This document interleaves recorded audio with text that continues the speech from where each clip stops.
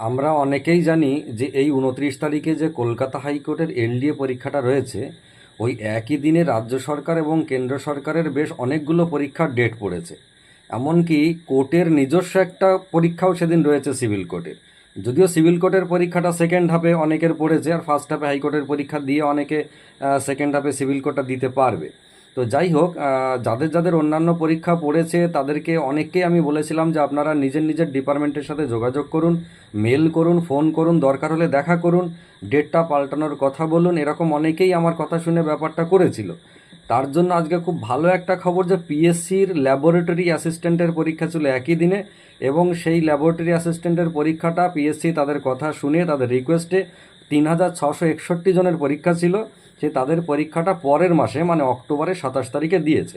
তো আপনাদের যাদের অন্যান্য পরীক্ষার আছে তারাও কিন্তু একটু চেষ্টা করুন সম্ভব পরীক্ষার ডেট পাল্টানো।